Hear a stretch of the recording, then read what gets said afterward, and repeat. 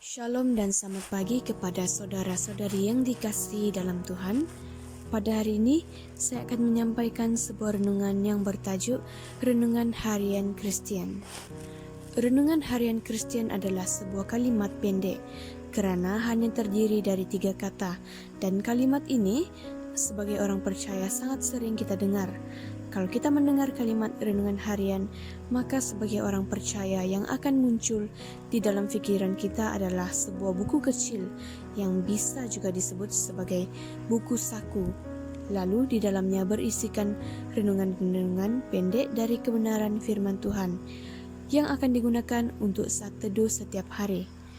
Namun sekarang dengan semakin banyak media online, maka renungan harian bisa dibaca secara online seperti sekarang ini. Kata renungan sendiri berasal dari kata dasar renung, dan kemudian diberi tambahan awalan sehingga menjadi sebuah kata merenung yang artinya memandang atau menatap, atau kalau diubah menjadi merenungi, maka akan memberi arti memandangi lama-lama. Yang menjadi pertanyaannya adalah sekarang sebagai orang percaya, apakah kita perlu renungan harian? Jawabannya adalah kita sangat memerlukan renungan harian. Oleh sebab itu, sebagai orang percaya kita harus menyediakan waktu khusus setiap hari untuk renungan harian. Artinya dari 24 jam waktu kita dalam sehari, ada yang harus kita renungkan dan yang direnungkan. Itu tak lain ialah firman Tuhan. Kenapa perlu renungan harian setiap hari?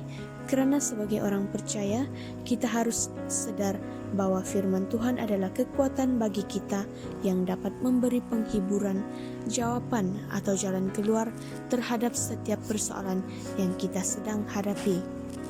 Firman Tuhan katakan di dalam Roma 1 ayat 16, sebab aku mempunyai keyakinan yang kukuh dalam Injil, kerana Injil adalah kekuatan Allah yang menyelamatkan setiap orang yang percaya, pertama-tama orang Yahudi, tetapi juga orang Yunani.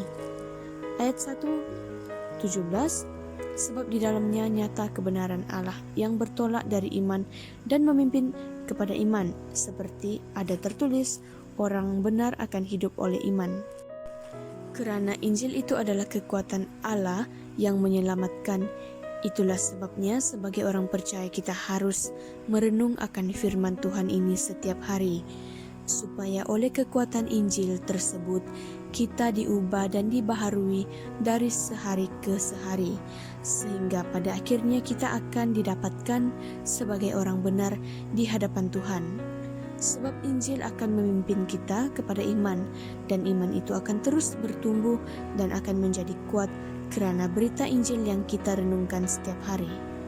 Itulah kenapa sebagai orang percaya kita harus menyediakan waktu yang khusus untuk renungan harian setiap hari, belajar kebenaran firman Tuhan setiap hari, dan dengan semakin mengerti akan kebenaran firman Tuhan, maka kita akan semakin mengenal hati Bapa di surga, sehingga kita tahu apa yang kita perbuat dalam hidup kita semuanya merupakan segala yang baik, yang kudus, dan yang berkenan kepada Allah, dan itulah ibadah kita yang sejati. Dengan memberikan waktu khusus untuk renungan harian setiap hari, artinya kita mau belajar mempersembahkan tubuh ini kepada Allah sebagai persembahan yang hidup. Dan itulah firman Tuhan katakan di dalam Roma 12 ayat 1. Kerana itu saudara-saudara, demi kemurahan Allah aku menasihatkan kamu supaya kamu mempersembahkan tubuhmu sebagai persembahan yang hidup, yang kudus, dan yang berkenan kepada Allah. Itu adalah ibadahmu yang sejati. 12 ayat 2, janganlah kamu menjadi serupa dengan dunia ini, tetapi berubahlah oleh pembaharuan budimu, sehingga kamu dapat membedakan manakah kehendak Allah, apa yang baik, yang berkenan kepada Allah, dan yang sempurna.